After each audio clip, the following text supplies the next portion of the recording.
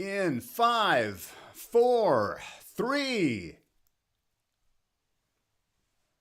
Hello everyone, Scott Friesen here at Simpletivity, helping you to get more done and enjoy less stress. And thank you for taking time out of your day to spend a little bit of time with me right here on this special Simpletivity live stream. I'm excited to be back live. We did host one of these live streams just 2 weeks ago, and I'm excited to do more of these as we continue here in 2021. So I'm excited to hear your questions. I'm going to encourage you to include them either in the live chat or, as you can see here on the screen, you can join us at slido.com, use the hashtag Scott, and you'll be entered into a sort of a question-specific area where not only you can ask your questions anonymously if you like, but you have the opportunity to upvote other people's questions as well. So even if you don't have a great question off the top of your head, you can browse and see what other people are talking about as well. You'll also find a link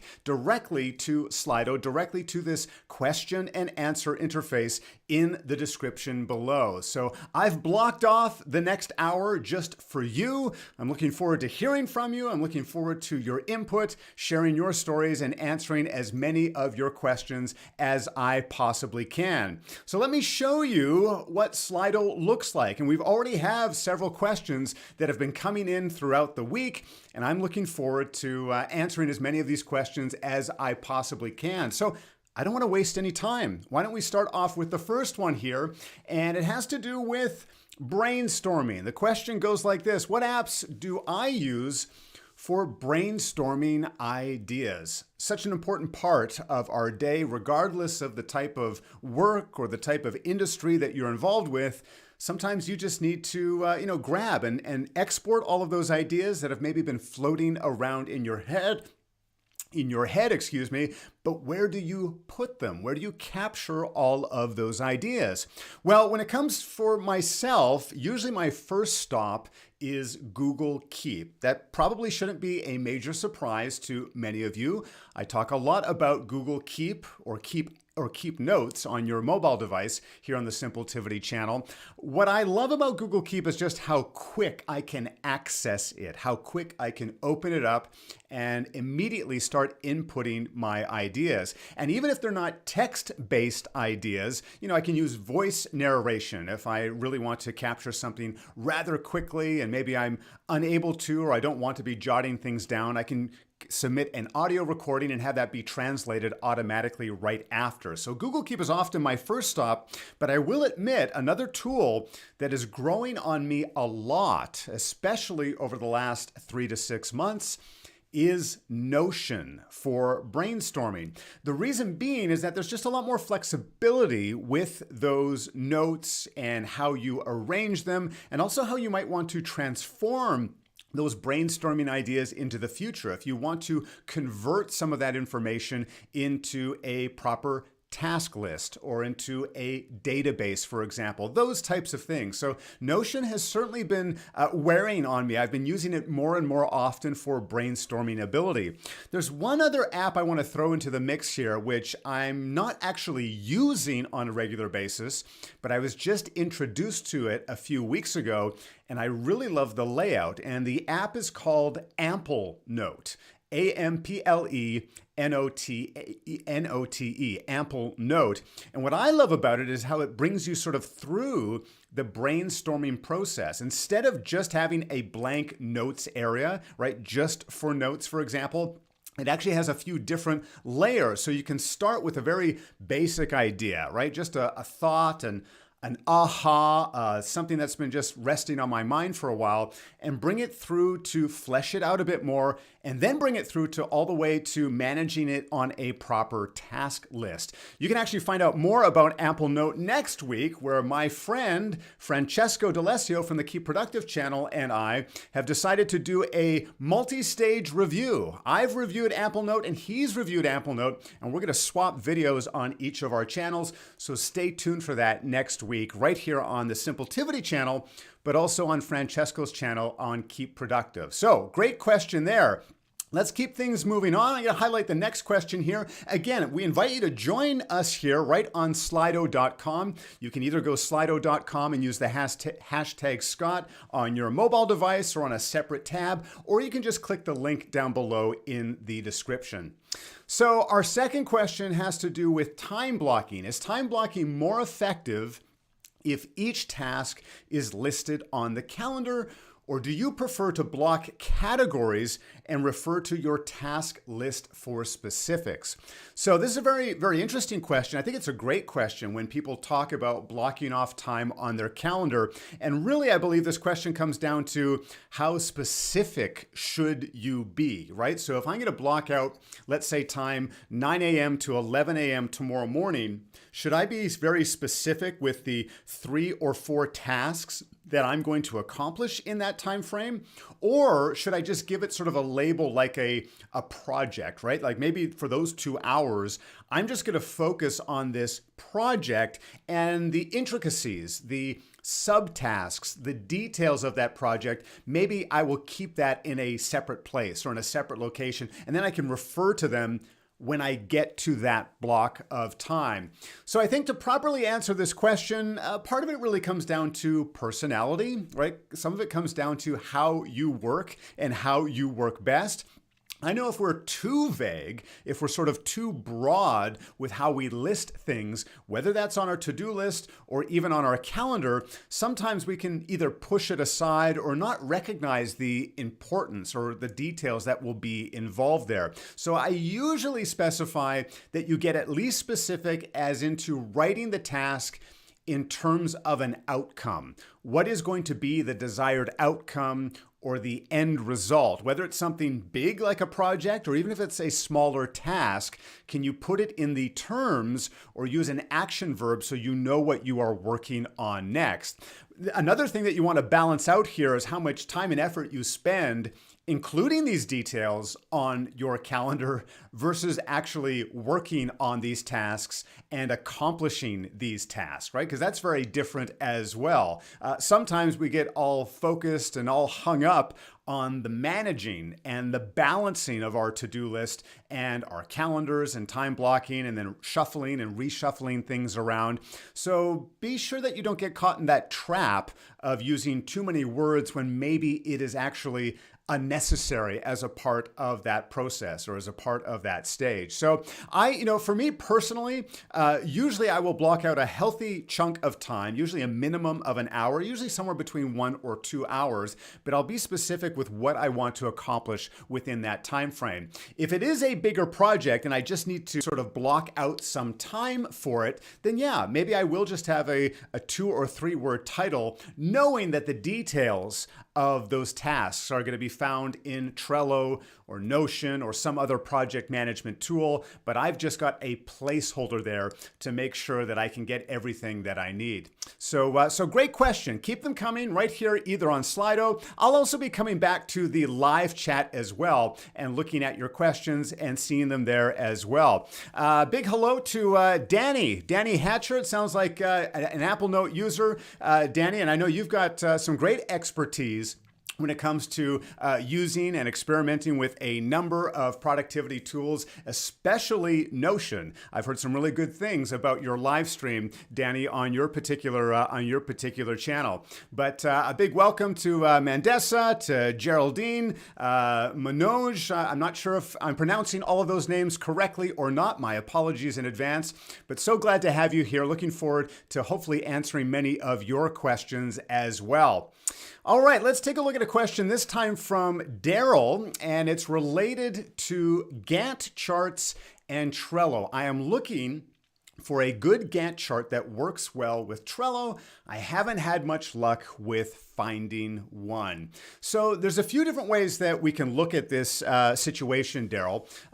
So Trello, number one, before I forget, Trello has actually just introduced a Gantt chart-like view. I don't think they're actually using the term Gantt chart. I think they're using the term timeline, which of course is essentially what a Gantt chart is. Now, it's very early stages. In fact, I think they even label it as a beta view, what you can see right now within your Trello board. So you might want to take a look at that. It's maybe a bit of a hint, just a taste of what is coming down the line with Trello either later this year or hopefully sometime in the near future. Because yeah, dealing with a Gantt chart can be very, very important when you're dealing with project management. As things are pushed back or ahead or things are delayed, how does that affect the rest of the project? You will notice, I think most of you, for those of you who are Trello users, will probably notice that just recently Trello has introduced a start date as a standard field, not an add-on, not a power-up. We've always had the due date, right? The due date has always been built into Trello,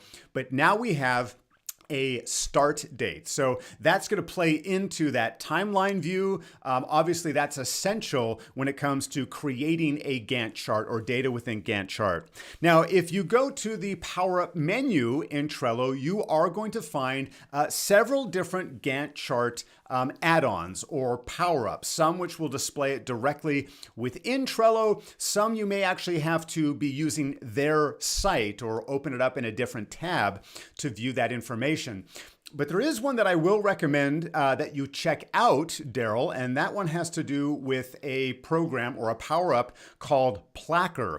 Specifically, it's listed as projects by Placker within the Trello power-up menu. Now, Placker can actually do a whole lot of things. In fact, in my opinion, it is perhaps the best all-in-one or all-around power-up because it's more than just one thing. It's more than just a Gantt view. There's a number of different things you can do, including some advanced reporting, including mirroring cards between different boards and different places. But the Gantt chart view within Placker, Projects by Placker, the full name, is absolutely excellent. It works seamlessly with Trello. It has the flexibility that you're probably used to if you're already using a Gantt chart or familiar with using a Gantt chart and other project management tools or something like Microsoft Project, for example. So you might want to check out that as well. But let's keep our fingers crossed and hopefully that Trello will be fleshing out this timeline view, this Gantt chart view, which is going to be baked directly into the Trello interface. So thank you so much for your question, Daryl. Appreciate you asking that here. A couple of more questions that are coming in. It sounds like more of you are jumping into the live stream. Welcome if you've just joined us. Looking forward to answering your questions. Looking forward to seeing what you have, what's on the top of your mind right now, and seeing if I can help you in some small way. I'm going to jump here to David. David has a question here about procrastination. How do you avoid procrastination once and for all? That is a very difficult question, but it's a question that I think we all face from time to time. I think the bad news or the sad news, David, is that it's hard to kill or avoid procrastination once and for all. The reason being is that we're all going to get into a funk from time to time. We're all going to come up against a project or a period in our day, week, or month where we just don't feel quite like doing a specific task or a specific activity. And I think it's important for us to define procrastination when we're talking about procrastination, because it's really different than just being lazy and not wanting to do anything. The way that I like to define procrastination is that you know you should be doing something. You probably also know like it's a good thing. It's a good task. It's a part of your work. It's going to benefit someone. Like you know it's not something that you necessarily have to do, right? It's something that you're forced to do, but you know that you should be doing this thing, but you just don't have the energy, or perhaps you just don't have the motivation. Maybe it's using a particular skill that you don't feel is a strength of yours, or you find it a little more laborious to engage at that level or engage in that skill. There could be multiple reasons why you're avoiding or putting that thing off.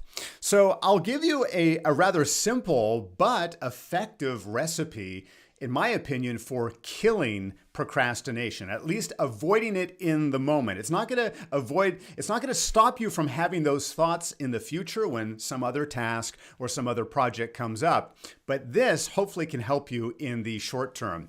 What I like to do when I am facing procrastination with a certain task, but I know I should be doing it, I know, either it's due soon or I need to get it done, is I use a timer. Now, often I'll use my phone. I'll just open up the clock app on my phone, or I'll use my desktop timer here on my computer. And what I do is I set it for 5 minutes. Nothing shorter, nothing longer. I set a timer for 5 minutes. And I essentially tell myself that I'm going to do as much work as I can on this particular task for the next 5 minutes. Whatever it is, no matter how much I hate it, no matter how much uncomfort sometimes I feel engaging in that particular task, I basically challenge myself. I'm going to work as much as I can for the next 5 minutes on this task, the thing that I've been putting off. And what I find is that when that timer goes off, when 5 minutes transpires and the timer goes off, I have already had so much momentum. I've already gone deep enough. I've gotten started with the task that I don't want to finish. 9 times out of 10, I just want to keep going and keep pursuing that task. The thing is, when it comes to procrastination, it's really all about getting started, right? It's all about just getting going, get the ball rolling. And so by challenging yourself in that way, that can be a great motivator to get you going and to keep you moving. Usually it just has to do with getting started. And in some cases, it's a bit of a gamification, right? It's sort of like playing a virtual video game or a video game in real life, right? You're challenging yourself. How much can you do in the next 5 minutes? And by getting started, by starting to write that report, by starting to accomplish that task, whatever that task happens to involve, you want to keep moving on because it was that starting that was really stalling you. So hopefully that tip might help you as well as a part of your way of avoiding and stopping procrastination in the future. We got a question here about YouTube itself. Is YouTube a good place for investing time? Now, I'm going to interpret this question through the lens of, is YouTube and watching a lot of YouTube videos, and I'm going to assume these are maybe more educational based videos or how-to or self-help or maybe videos like the ones you find here on the Simpletivity channel. Is it a good place for investing time?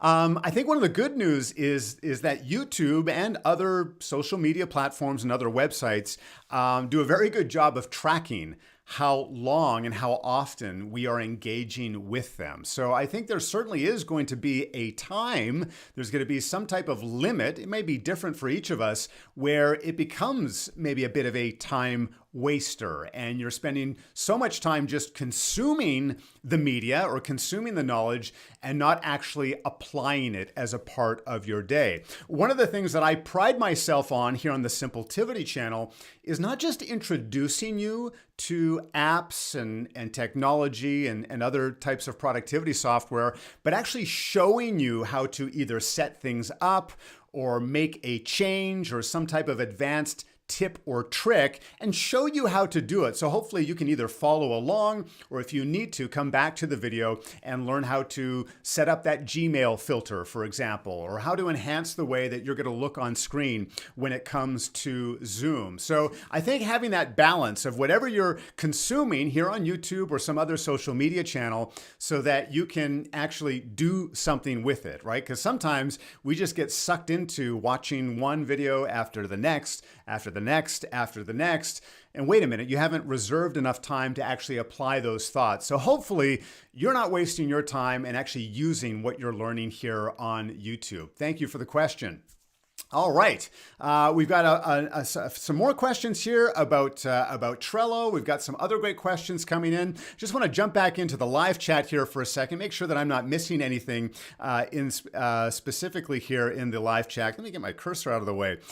So yeah, great to see that more and more people are joining the live stream today. I'm excited to have you here and excited to answer more questions here on the channel. So let's go to this one. This is another one about Trello, and it looks like it has to do with tickets. What do you think is the best way to manage a lot of tickets? I use Trello, but I found it hard to manage it all. So there's a couple of ways that you can manage tickets within Jira. I think for those who may not be familiar with that term, often we're using tickets in a development sense, right? Keeping track of specific features and things that we're building out. Tickets are certainly important in the world of customer support or client support, right? As people are submitting problems and issues and making sure that you're tracking those tickets and closing those tickets appropriately. So there are a few different power-ups within Trello that you can use for this purpose. One of them the name actually eludes me, although I think it actually has card number. I think card number might be either the name of the power-up or at least it's in the title, which is going to reveal the unique card number for each and every card on your Trello board. Of course, in the background, every card is going to have a unique identifier within Trello, but that's just not revealed to us, the end user, without enabling this power up. So that can be very helpful, right? So you can specify if you're talking with a colleague or even if you're referencing to a customer, yes, I'm familiar with your ticket number 262, and you can track it, you can follow it along. There are a few other tools that you can use that are support specific. In fact, you will probably notice when you open up the Trello Power Up menu on the left-hand side, Trello helps us by actually breaking out a few different categories. And there is a development and support category or submenu there. So I might recommend that you explore some of the options there. The other thing is to just use the search menu within the Trello Power Up area to type in tickets. You'll find sometimes they're not always categorized as nicely or as beautifully as we like with those submenus. But if you just do a search for tickets, or support tickets, depending on how you're using those ticketing tools and systems, you can find some other options there within Trello as well. Great question. Looks like Trello is a big theme here today, so glad to see that there's a bunch coming in here. Quick one here. I'm using Trello and LastPass. Is there anything to replace both together? Trello and LastPass really are two very different tools. In fact, LastPass is going to help or assist in keeping Trello and your other accounts secure. But really, there's sort of two different apps, unless you're looking for a replacement for both, right? For alternatives to those apps when we come to password security and when it comes to project management. There certainly are other competitors and other tools in there together. For me personally, I've been a long time LastPass user. One of the things I like is just how seamless the experience is on my mobile devices when I switch from my desktop to a laptop to my mobile phone or to a tablet. So that's something you definitely want to look for when it comes to a password manager. And I would happen to say that that's also one of my favorite things when it comes to Trello as well, is that I can, the experience going between different pieces of hardware, between different tools and computers that I have, the experience is quite seamless as well. So thank you for your question there. This is a good question, although I may not have the best answer for you at this time. Hi, I'm looking for a good and easy tool to write checks. And I'm assuming, electronic checks, or to be able to, send money back and forth quite easily. This type of question has come up a lot more frequently in the past year. And it's something that I'm certainly going to take note of here and see if maybe I can find some better options for you, better options when it comes to both sending and receiving money and issuing checks to your clients or your customers or contractors, however you're wanting to make use of that. So I can't say that I have a great answer for you today as a part of today's live stream, but I am taking note of that question, seeing if I can. The other area that I'm hoping to deliver some helpful content to you in the future is also when it comes to digital signatures and online contracts, because I know many of you have been asking about that as well. If you'd like to hear more about that, be sure to let me know in the live chat so I can produce content that is most relevant to you, your day, and your business. Next question here may have to do, or may it be specific about studying and someone who is either in university or college or maybe even high school. But I think this question really actually applies to all of us, because studying often doesn't look a whole lot different than working and focusing on something for an extended period of time. So the question is how to concentrate on studies for long hours. Well, I think, the first thing I would suggest to you is I would highlight the last part of your question there when it comes to long hours and to be careful with how long you spend on a specific topic or a specific subject, or for those of you, if we're talking about a work context, even a specific project, how long you concurrently focus on one specific thing. It's really important that our brains take some micro breaks and even some extended breaks at certain times, rather than just focusing on that one thing for an incredibly long period of time. Now, when it comes to studying, if you're someone in university or college, you've got final exams, you've got something we're all familiar with, cramming, or at least the concept of cramming for a test in advance. Study after study would show that does not work, or at least it does not work in the long term. Yes, cramming for an exam might get you a decent grade tomorrow morning when you take the exam, but in terms of retention, you're probably not going to retain almost any of that, even as early as 24 or 48 hours after the fact. So some really negative data, some really negative research when it comes to cramming for information. So what I typically suggest is, again, I'm going to go back to the concept of using a timer to help you concentrate, to provide a little bit of motivation as well, but also it will remind you when to take some of those micro breaks. So I know that there is a really good study that was done several years ago about what is the ideal length for studying. And what they found is that ideal length is right around the 50-minute mark, 50, just a little bit under an hour. And then once you reach that mark, or once you've studied for 50 straight minutes, you should really get up and give yourself a break, a 10, maybe even a 15-minute break before returning to another session of studying. And even in my own work life, I found that is the case for myself, is that I will typically work in 50-minute chunks or blocks of time and then give myself a 10 or a 12-minute break before returning to my desk. So whether that is your phone using the simple timer that you already have built in on your phone, whether that's using an add-on or an extension that you can install on your computer, using a timer can be really helpful. The other benefits of using a timer is that you don't have to be looking at the clock. When you set a timer, you can focus on that task, on that written article, whatever it is you're focusing on, and just wait for the timer to go off. You don't have to be glancing down at your taskbar tray. You don't have to be looking at a wristwatch or glancing at your phone more than you have to. You can just let the timer do the work for you. And I often do some of my best work in these moments because I'm ultra focused. You can't tell me, or you can't ask me in the moment what time it is. I don't care. I've got 30 minutes or 40 minutes or 50 minutes. I'm focusing on this thing.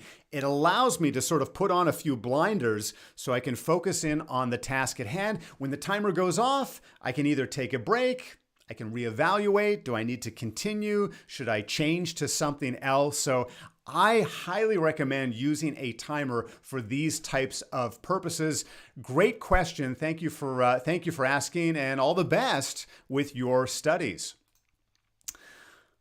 Question here about productivity apps and which do I use the most and why? So, it's interesting because when we use that term productivity app, I tend to think of it fairly wide in terms of how many tools could I actually include in that category of productivity app. I know I talk a lot about project management and task management here on the Simpletivity channel, but when it comes to your overall effectiveness, when it comes to your overall productivity, there's probably a pretty wide group of tools that you're using on a regular basis. So, if I have to be honest, I would probably have to say that my calendar is the number one productivity app that I use the most. The reason is twofold.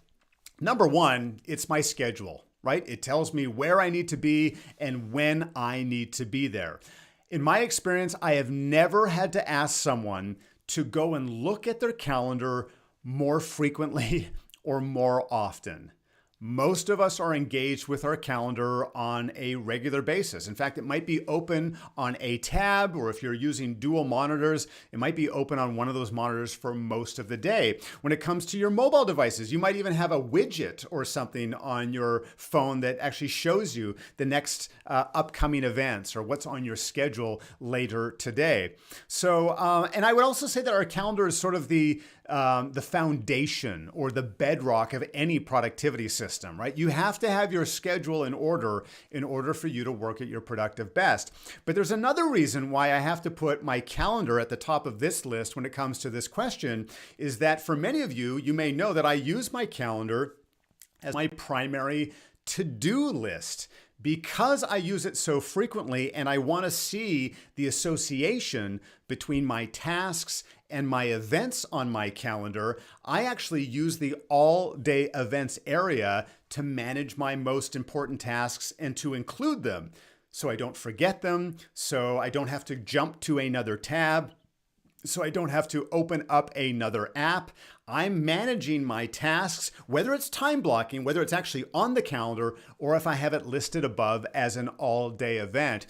And you know what? As I've been reviewing many of the comments here on the Simpletivity channel, I've been seeing, I don't know if it's because it's the beginning of the year, I don't know if it's because of January, that we have many more of you actually watching both my Google Calendar to-do list and my Outlook to-do list videos, where I show you exactly how to do this, how to set this up for no additional cost, no additional software. It's just treating your calendar in a slightly different way. So if you're not familiar with this concept and you'd like to learn more, if you use one of those two apps, Google Calendar or Microsoft Outlook, in fact, you can apply this concept to virtually any online or digital calendar. You may want to explore that as well. But I'd have to say, that would be my number one productivity app. Thank you so much for the questions. Next question here has to do with another Google product as it compares to Smartsheet. Is Smartsheet better than Google Sheets? Now, Smartsheet is definitely a powerful tool, adds a few more database-like elements when it comes to our spreadsheet capabilities and when it comes to the information that you can include in those cells. And I know a number of people are using Smartsheet not just to replace or to use as a better spreadsheet, for example, but you can do some project management within Smartsheet as well. We had some questions earlier about things like Gantt charts and other information that is relevant to project management. And you can do a number of those things within Smartsheet as well. I guess my answer here, Beckett, would be in terms of what or how you are using these tools, what type of information you are using, especially when it comes to if you are sharing or collaborating with others. I think when it comes to something like Google Sheets, you want to look at it sort of through the lens of something like Microsoft Excel as well. If you're sharing an Excel file or a Google Sheets file, you can almost ensure that anyone can access it. In fact, even if they're not using Google Sheets, if you send someone a Google Sheet, they can open it within Excel, or you can send them a CSV file, for example. They can access it in the spreadsheet tool of their choice. That is not necessarily something that you're going to get with Smartsheet in every case, although I do believe Smartsheet has several exporting options to getting that information out and sharing that data with other individuals. But that is something that I would keep in mind, is in terms of who are you going to be sharing this data with? How are you going to be sharing? Who are you going to be collaborating with? And again, maybe you're going to be using Smartsheet for something much different than traditional just rows and columns like you would in Google Sheets or Microsoft Excel, but definitely worth a look. I imagine that you're probably experimenting with Smartsheet at the moment. Would love to hear some further feedback from you. Be sure to share that in the live chat. And if others have experience with using Smartsheet, be sure to let us know here in the live chat as well. All right, let's keep moving on here. It's great to see everyone's comments. It's great to see everyone's questions here. I'm just going to take a brief pause for a moment here as I take a quick drink of water. One of the reasons why I love using Slido is, as you can see, you can upvote other people's questions. So if you haven't joined Slido, if you're only seeing the questions here on the live stream, you can participate and see the other questions that are not yet appearing on the screen. And even if you don't have a question today, you might want to look in what other people are asking and giving an upvote to those that you would like to hear answers from next. For someone like myself, this is such a fantastic tool to moderate questions and make sure that hopefully I'm answering the questions that are either most popular or on the minds of most of you who are engaging. Slido can be used for your video conferencing. It can be used for team brainstorming. There's a lot of great things that you can use with Slido. So if you haven't checked it out, I would encourage you to visit slido.com, and you can make use of the free version right away. So something that, again, I love using it here. It sounds like, you can give me your feedback, what you feel about using Slido here in the live stream, but something that I think is an incredible tool, especially as most of us are continuing to work from home here in 2021.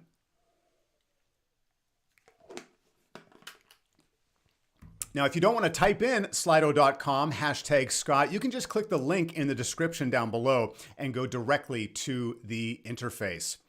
All right, our next question here is an interesting one and a debate that has gone on for years and years and years. Are night owls just as productive as early birds? Well, let me maybe clarify some of the terminology here, because I know I have an international audience here. In fact, I'd love to know where you're joining today. If you haven't yet shared what part of the world or what country you're watching today's live stream, be sure to include that in the live chat. So for those who may not be familiar with those terms, night owls are often people we refer to who like to stay up late, and like to either work or do things very late at night, and typically are not going to bed until either midnight or maybe well after midnight. And then early birds is a term we use to identify people who love to get up at the crack of dawn, or maybe even before the sunrise, and get started on their day. And whether that's exercise or whether that's work or whatever it is that they want to accomplish. So the question, are night owls just as productive as early birds? I know there's a lot of articles and there's a lot of videos here on the YouTube platform that really promote the benefits of being an early bird, right? And suggesting that you join the 5 a.m. club and start your day off earlier, and that you are going to have a more productive day, or you have a greater chance of being more productive by doing so. And of course, this is a debate that's gone on for a very lengthy time. I think there are some good facts around being an early bird or getting a slightly early start that you may not benefit as well if you are a night owl, or if you're thinking of maybe changing the way that you start and when you start and end your day. Now, again, so much of this comes down to your own genetics, right? So much of this comes down to who you are. But I want to leave you with some things to think about here. For one, starting your day off bright and early, you can almost guarantee that you're avoiding a lot of distractions. Even if you're in a busy household with a spouse, with young children, with pets, etc., by starting your day off a little extra early, you can often avoid a lot of those distractions and get a full hour or maybe even an hour and a half of work or writing or exercise or reading, whatever you want to do with that time before everyone else's rest of the day begins. In fact, I have to share sort of a funny story. Many, many years ago, when my sons were quite young, I started getting back into running. And in order to do so, I felt that I needed to wake up quite early. So I was waking up at about 5 a.m. to get started on my day. And I would jump out onto the street at roughly 5:30 to start my morning run. And later that year, about nearly a year went by, I ended up running my first half marathon. And then I would go on to run longer lengths. And I remember my boys asking me about a year later, as I was about to run this first event, "You're a runner, Daddy?" And again, they were quite young, but we've never seen you run. Here I had gone a full year of running, exercising, stretching, and even showering off before they had started their day. They had even no idea that Daddy was a runner and loved running, and I continued to do so as well. And so, again, starting your day off a little extra early, you can almost guarantee you're not going to receive a text message, you're not going to receive a phone call, your email inbox is going to be fairly bare. There certainly are some advantages. Maybe the greatest of all, nothing else has happened yet. You haven't had that scary meeting. You haven't had that client or your boss or coworker get angry at you yet. You haven't had that uncomfortable conversation with your spouse or your teenager in the day. None of those things have happened yet. So we often have a fresher perspective and a fresher mind early in the morning. So those are all some of the advantages of being an early bird. Now, when it comes to the night owl, you could say that some of those may still exist, right? If the rest of your household has gone to bed or is winding down and now you've got the energy to pursue and to accomplish things. If that's when your energy level is greatest, I know there's a number of writers who love to write late into the evening. Well, again, you know your body, you know your mind better than anyone else. You need to make the most appropriate decisions as necessary. The one thing I'll leave you with, if you're debating and wanting to experiment with one of these sort of two extremes or changing your schedule, I will tell you this: the world is certainly going to favor early birds more than a night owl. And I think you should be aware of that, right? I think you should be aware of that, is that the world, just the way we've structured our typical working hours, the way that school hours start, the way that so much of our society and culture is set up, it tends to favor early birds. If you're a night owl and you're not getting to bed until 1 or 2 in the morning, but you start work or you need to start work by 8 the very next morning, chances are you're not getting enough adequate, healthy sleep to do that in the long term, right? And there can be some very serious consequences by not getting good sleep night after night. So that's something else I think to consider in this discussion or in this debate. But would love to hear from some of you. I'm sure we've got a mix. I'm sure on today's call we've got a mix of both night owls and early birds as well. Thank you for the questions here. So we've got 6 votes for this next one when it comes to burnout. How do you avoid burnout? And boy, this is a challenging one, right? Because this is something very much like procrastination we all face from time to time. We all face a degree of burnout. And I know for many of us, we may have experienced it in this past year where a lot of changes have been heaped on us. I think there's a number of us who are feeling sort of fed up with being locked down or in some type of lockdown state, not being able to travel, not being able to visit with friends or family, spending much of our time indoors or at your home office. I think that's a form of burnout. But I'm assuming this question probably relates a little bit more to your work, right? To your work and to your work day. So I think one of the areas that I try to pay close attention to when I'm feeling some of these effects of burnout in my own life and in my own work is, am I being creative enough?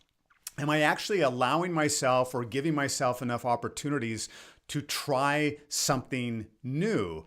Often we are feeling burnt out because we've been doing sort of the same thing over and over and over again. And even if it is in a job that you love, speaking as someone who produces YouTube content, someone who spends as much as 60% of my week either recording, editing, responding to your comments, hosting live streams like that, or like this, or thinking of future content, I certainly can feel the effects of burnout as well. For the last 5.5 years, I've done my best to produce a new video at least once a week, every single week. And I think there's only about a 2-week stretch, maybe a 3-week stretch where I didn't meet that goal. So I've certainly felt the effects of burnout as well. Now, when it comes to creativity, some of you may be saying, Scott, I'm just a bookkeeper. There's no opportunity for me to be creative. Or Scott, this is my role, this is my job or industry. It's not a creative industry, Scott. It's not like you. I'm not producing content. I don't get to I don't get to be creative in my job. I would ask yourself to reconsider that way of thinking. I think all of us have an opportunity to be creative in our roles, in our work, in our business, the way we interact with others. It may not always feel comfortable at first, but it can go a long way, not only for yourself, but in the way that you improve either the way you work, improve your business, or discover something about you by trying something a little new or being creative. I don't know if it was in the last live stream or maybe in a recent post on Instagram where I shared that I just finished reading a book by Seth Godin called The Practice. It's the title of the book, The Practice. And he's really referring to the practice or the idea of trying new things, doing new things, learning, but applying them as you go. And at first glance, you may think that this book is intended for people like authors or video creators or artists or musicians.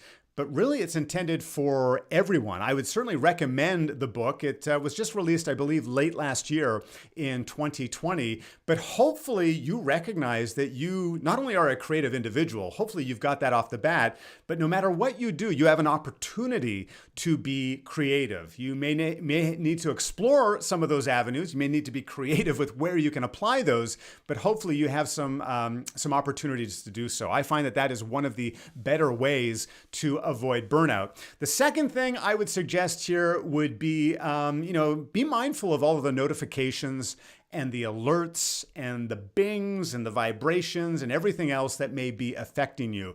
That can certainly ramp up some of the burnout as well. Maybe the last thing that I would say here, especially since we just celebrated Mental Health Week not too long ago, if you are, suffering significant stress or significant burnout, please don't hesitate to reach out for some professional help or share that with a loved one, share that with your employer as well, right? Don't just hide those things as well. If you need help, please don't hesitate and avoid getting that help as well. Thank you for the question here. Next question here is about payroll. And I know I have a number of bookkeepers. I know I have a lot of accountants as a part of the Simpletivity family. So what is the best tool for payroll? I'm going to have to put this in sort of the same camp as an earlier question when we talked about writing checks and also document signage. I don't have really a fantastic solution here. I have covered a number of apps here that track time, that record employees' either billable time or tracking their work time. So for those who are needing to calculate very specific, payroll wages and number of hours down to the decimal per day, how to track that, and that often integrates directly with a number of payroll applications and payroll software. I can't say that I have a fantastic solution for you. I'm just going to jump back over here to the live chat. I'm sure there's probably some great recommendations with those who are watching today as well. So if you've got a great recommendation for payroll software for your team, large or small, be sure to let us know in the comment question here as well. Just before we continue on, I do want to take just a quick second to say hello to again everyone who's joining us today. Ahmad, who's joining us from Egypt, Mona from Norway. We've got Portugal, we've got India, we've got Bill from Jackson, California. So glad to have all of you as a part of today's live stream. So happy to see your questions. And for those who are upvoting these last questions, as we're getting, well, we'll see. I don't necessarily have a time frame. If you're willing to stay on a little bit extra longer, I'm willing to do so as well. Next question here is about Asana. Two applications. Have you tried Monday.com or Asana for your project management? If so, what was your experience? Great question. So, I think it would be hard for you to avoid the Monday.com advertising in the productivity space. And you've maybe seen a lot of Monday.com advertising on my own channel. I don't mean sponsorships, I just mean advertising from Google Ads. And then Asana has been around a very long time. Asana, I often speak of as a direct competitor to a tool like Trello, where it's a little more simplified in its layout, but very easy to get started with. You can get a board view. You can manage your tasks and your projects in a variety of different ways. So what is my experience with these two apps? Well, let's start with Asana, and then I'll backtrack. I think Asana is a very flexible tool. Another great thing with Asana is you can use it for a lot of your personal tasks and personal work in addition to projects, right? And so even if you want to use it for your personal task manager, Asana can be a great tool. And if you do open it up, if you're working with multiple teams or colleagues, Asana does a great way of giving you a snapshot of what you should be working on, right now. I will tell you that has often been a weakness of Trello, is being able to tell you what you should be doing right now, even if you're a member of 7 different Trello boards. Asana seems to do a much better job when it comes to that way of identifying what you should be working on next. Now, Monday.com, I've got a lot of good things to say about it as well. It may be a little pricier for some of you and your teams if you're comparing it to something like Trello and Asana and ClickUp and Notion in that space. Monday has a very pleasing interface.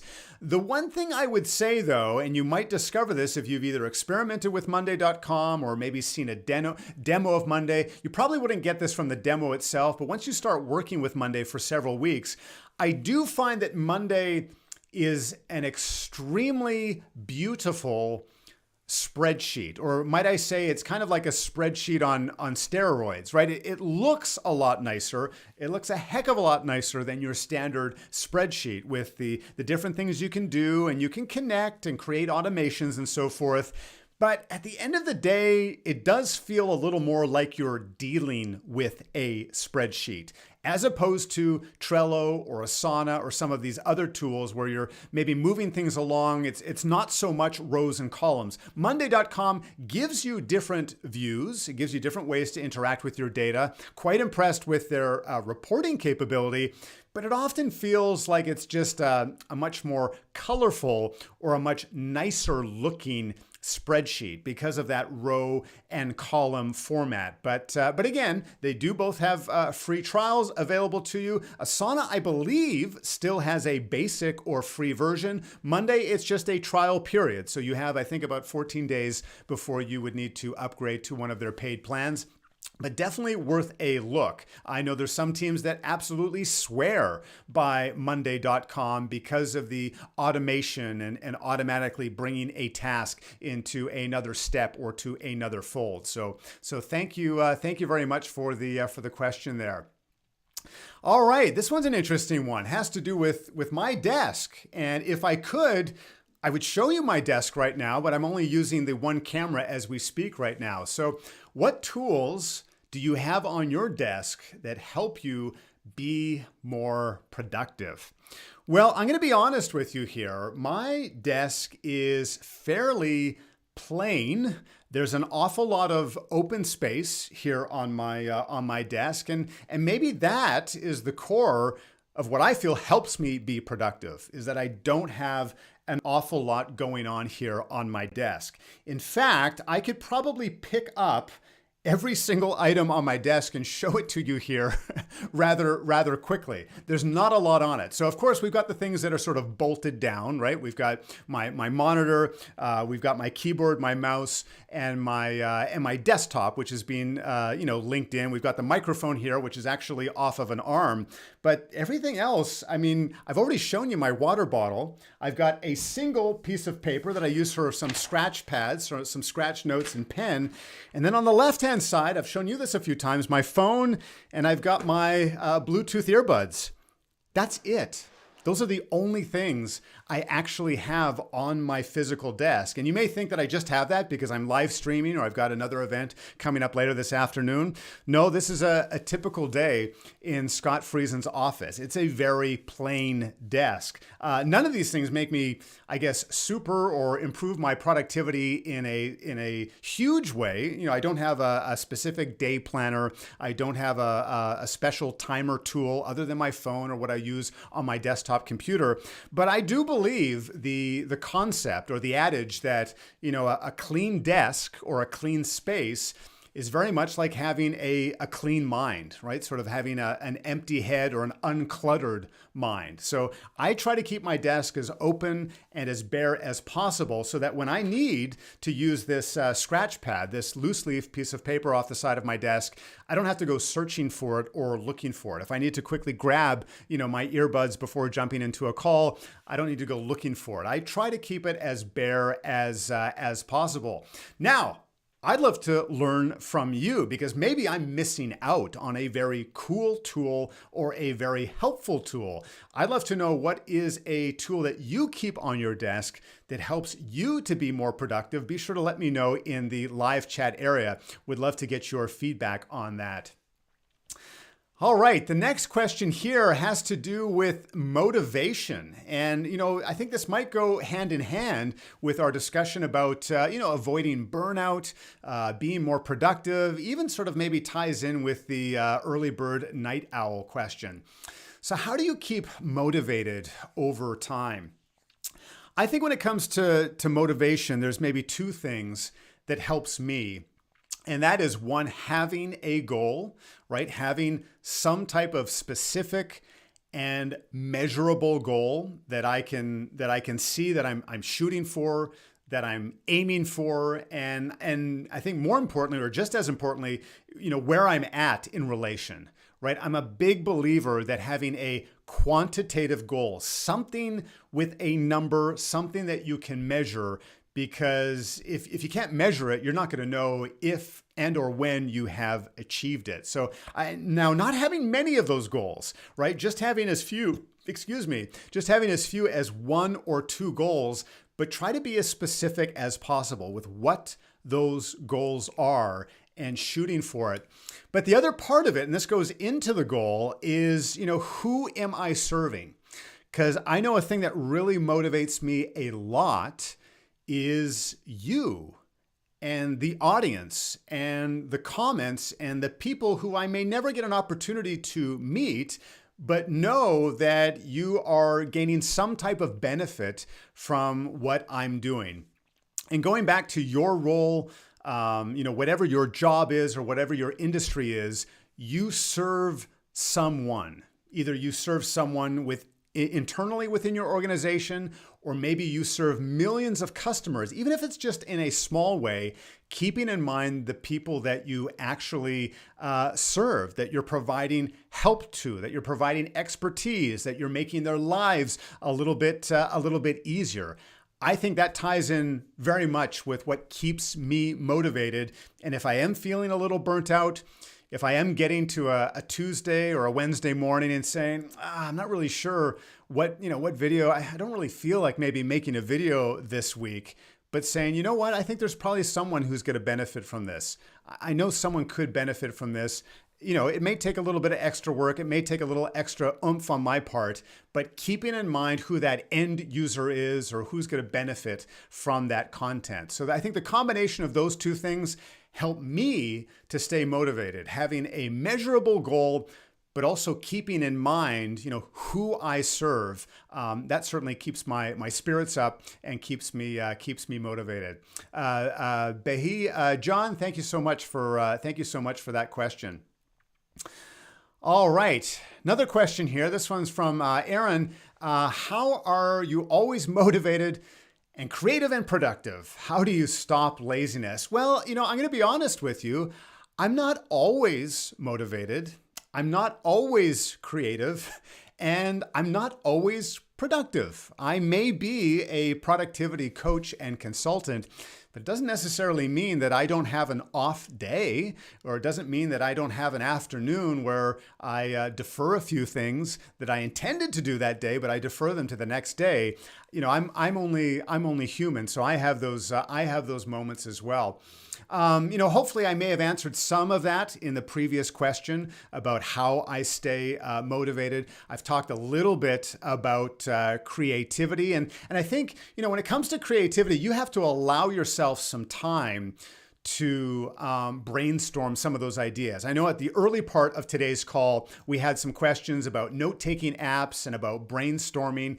And so if you're not feeling as creative as you feel you should be, why don't you block off an hour sometime on your schedule later this week or next week and just grab a plain piece of paper, maybe grab a whiteboard or open up your favorite note-taking tool to a completely blank page or a blank space and just start jotting down some pie-in-the-sky ideas. And don't worry if they're realistic. Don't worry if they're expensive. Don't worry if they're going to take a lot of time or not. But just brainstorm with yourself. Just brainstorm some ideas. We've got so much information thrown at us at all times of the day. It's becoming harder and harder to find those moments, those creative moments just for you. Someone had a question 2 weeks ago on this live stream about meditation.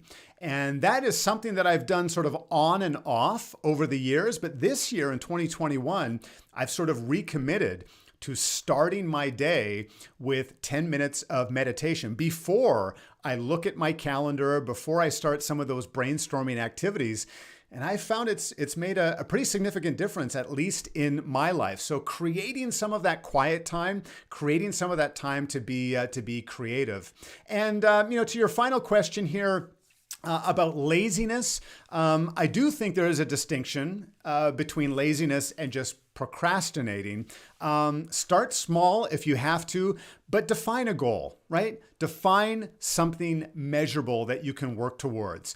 The simplest formula for goal setting is this: from X to Y by a date, right? You're going to go from here to there by a specific date. And you can apply that to any type of goal, but you'll notice there's some numeric value in there, right? There's something that's measurable. You're either increasing or decreasing, whether that's a hard number, whether that's a percentage, but there's also an end date.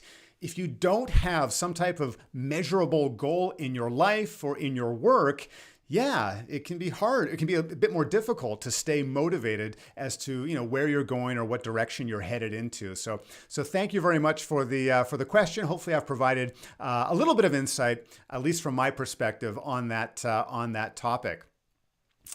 All right, here we have a good question here. Although I must admit, spelling just a little off, an O instead of the A. But I'll forgive you on this one, Beckett. Which website do you have pinned in Google Chrome? Okay, so you know what? There's only one website that I actually have pinned at the moment. But I do have other websites that are essentially, I do have essentially two other websites that are always open, or other tabs that are always open. So if I want to be specific, the only website that I have pinned is my CRM system, my customer relationship management system. And for me, what I've just actually transitioned to after many years on a program called Nimble CRM, I've just transitioned to HubSpot CRM. Now, one of the reasons I keep it pinned is that I find that in the past, I haven't spent as much time with my CRM system or interacting with my CRM system. So by pinning it, it's always going to be there, right? It's right there in the corner that I can access it. But the other two tabs that I always have open in my browser is Google Calendar, which I talked a little bit about earlier. The other one is Trello, because I use that for managing a number of my projects, including my YouTube posting schedule. The only reason why those are not pinned is because for any of you who use the Google Chrome browser, when you pin something, it shrinks it to that sort of small tab, right? Where you can just see the icon. And for me, I want the full tab. I want the full tab there because I'm clicking in between both Google Calendar and Trello throughout the day on a very regular basis. So I would, if I could, pin it there just to keep it there permanently. I mean, it practically is there permanently anyhow, but I don't technically pin it or use the pinning option because I want the full tab. It's just easier for me to click and navigate back and forth. So Beckett, thank you for the question there. All right. This is an interesting question, and thank you for it. Has to do about YouTube, maybe not so much about productivity, but it looks like there's a number of you who are interested in my answer here. How to grow an educational YouTube channel from scratch. What are your suggestions for a complete beginner? And yes, I mean, I certainly consider the Simpletivity channel here an educational channel here on YouTube, providing you tips and tricks and tutorials and ways to get the most out of your tech and the most out of your day. I think this is a question that obviously at least 4 of you are interested in hearing about, but I think probably many more of you have maybe considered starting your own YouTube channel, depending on your business, depending on whatever it is that you are doing, depending on who you are serving as a part of your work. Some of the things that I would recommend is, and this is a tough one, it was a tough one for me as well, but is identifying your niche. Right? Identifying the specific, often the very specific topic that you are going to discuss and that you are going to talk about.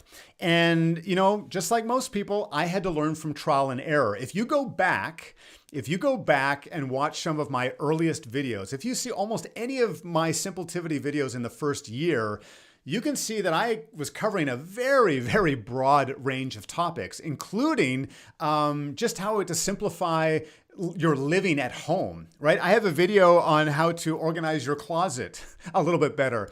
One of my very first videos was how to squeeze... Makes me laugh just thinking about it. One of my earliest videos was how to get all the toothpaste out of a toothpaste container. It's still up. It's still here on the channel. If you want to go see it, you can go have yourself a good laugh as well. But my point here is that I was covering a really broad range of topics. And it wasn't until roughly 50 or 60 videos later that I sort of zeroed in on productivity software and websites and productivity apps. It took me about a full year before I sort of narrowed things down and started producing videos, which in many ways look very similar to what they look like today. Hopefully they're a little more polished. Hopefully they look a little bit better, but it took me a long time to figure that out. When you're first starting off, by default, we tend to think, well, if I keep the net wide, right? If I keep myself really broad and wide, well, then I should be able to increase my chances of having people find me and discover my content and so forth. But really the opposite is true. When people come on YouTube or when people come on Google, because remember, when you search on Google, often YouTube videos will appear right at the top of that search results list. People are searching for specific things. specific problems, specific solutions that they're after. And so my recommendation to you would try to be as almost as narrow as you can. What is your specialty? What are you passionate about? What are you focused on? And what could you be producing content week after week after week, years into the future? Right? The reason why I continue to love producing this content is that I think about it all the time. I test out new apps all the time. Even if I didn't have a channel, even if I wasn't paid to do this, I would probably I'd be doing a lot of these activities nonetheless. So try to be very, very narrow, be very, very specific, and then go from there, because chances are you're going to have a much greater chance of finding your audience that way than being too broad. The other piece of advice that I'll leave you with here as it pertains to creating content, and this is a great piece of advice that I heard from Ali Abdul not too long ago, is that the first 50 videos that you make are probably going to be garbage, or at least they're probably going to be very, very poor. So you might as well get started and get those first 50 out of the way. So many people say they're going to start a blog, or they're going to start a podcast, or they're going to start a YouTube channel or something along those lines, and they don't even get to the 10th article or the 15th episode or the 20th video. It takes a lot longer than that. You need to discover things about yourself. You need to discover things about your audience. And so, hopefully you're in it for the long haul, but, plan for at least 50 videos in your first year if you're wanting to get started here on YouTube. All right, thank you for the question here. A few more here. Let's look at this one here. When it comes to time blocking versus, you know what? My bad. The question, I believe, was time blocking versus time boxing. Now, in my opinion, those two, I tend to use those very similar, almost synonymously, time blocking and time boxing. If others have a different opinion on that, I would ask you to include that here in the live chat, because I find that those two are essentially just different terms for the same concept of blocking off time on your calendar or on your schedule to identify those particular tasks. So if you think differently or have a different opinion, be sure to let us know here in the live chat as well. Well, I want to take a moment to thank all of you for participating, for submitting your questions in advance, for upvoting other questions here on the live stream as we went along, and for submitting your comments and your expertise here in the live chat as well. I had a great deal of fun today. And as mentioned earlier, I'm looking forward to doing more of these live streams on a regular basis. If you have a suggestion for an upcoming YouTube video, if there's a particular app you would like me to review, or if you have a question about some of the tools you already use, be sure to let me know in the comments down below. I honestly try to read every single one of them. They give me fantastic ideas. I've already left with half a page of ideas here just from today's live stream. So I'm looking forward to including that in future content. Thank you so much for your support. And remember, being productive does not need to be difficult. In fact, it's very simple. Thanks so much, everyone. Take care.